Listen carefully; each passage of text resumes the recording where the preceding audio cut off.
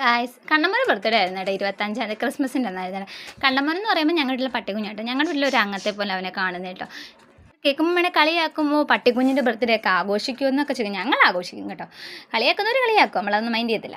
അങ്ങനെ രാവിലെ പിന്നെ ഉച്ചയൊക്കെ ആയപ്പോൾ ബിരിയാണി ഉണ്ടായിരുന്നിട്ട് രാവിലെ ഞാൻ വീട്ടിലോട്ട് ചെന്നായിരുന്നു. പിന്നെ ഒരു വൈകുന്നേരമൊക്കെ ആയപ്പോൾ നമ്മൾ പോയി കേക്ക് ഓർഡർ ചെയ്തത് അവിടെ നിന്ന് മേടിച്ചിട്ടാ. പിന്നെ നേരെ വീട്ടിലോട്ട് വന്ന് അവനെ കൊണ്ട് കഴിഞ്ഞല്ല അവൻ കൈ പിടിച്ച് മുറിപ്പിച്ച് നമ്മൾ കേട്ടോ. ഈ കൊല്ലം ആൾ മടിച്ചങ്ങിരിക്കുക. പിന്നെ ഞാൻ അവനെ മുറിച്ചത് കേട്ടോ. അങ്ങനെ പിന്നെ ശകല കേക്കേ കൊടുത്തോളൂ അവന്. അങ്ങനെ ഓവർ മധുരം കൊടുക്കത്തില്ല. രോമം പൊഴിച്ചിലുണ്ടായിട്ട് കേട്ടോ. ഭയങ്കര സ്നേഹമാണ് നമ്മുടെ കൂടെ കേട്ടോ. ഒരു കഥയുണ്ട് കേട്ടോ. അത് ഞാനിനി വേറൊരു വീഡിയോ ആയിട്ട് ഞാൻ ചെയ്യാം കേട്ടോ.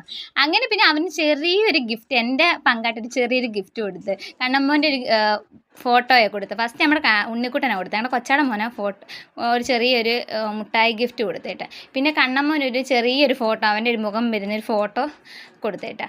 അത് നമ്മൾ ചെയ്യിപ്പിച്ചതാട്ടോ, ചെറിയൊരു മുഖം വരുന്ന കേട്ടോ.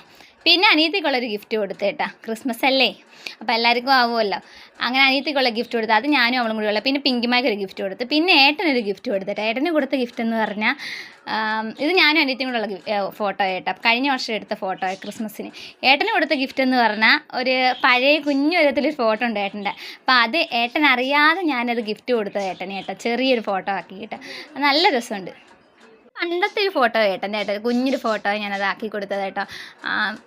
നമ്മൾ കേക്ക് വാങ്ങാൻ പോയപ്പോൾ അവിടുന്ന് നമ്മൾ ക്രിസ്മസിൻ്റെ കേക്ക് വാങ്ങിയായിരുന്നു കേട്ടോ. പ്ലം കേക്കും കൂടി വാങ്ങിയായിരുന്നു. അത് ഏട്ടനാണ് പിന്നെ മുറിച്ച് കേട്ടോ.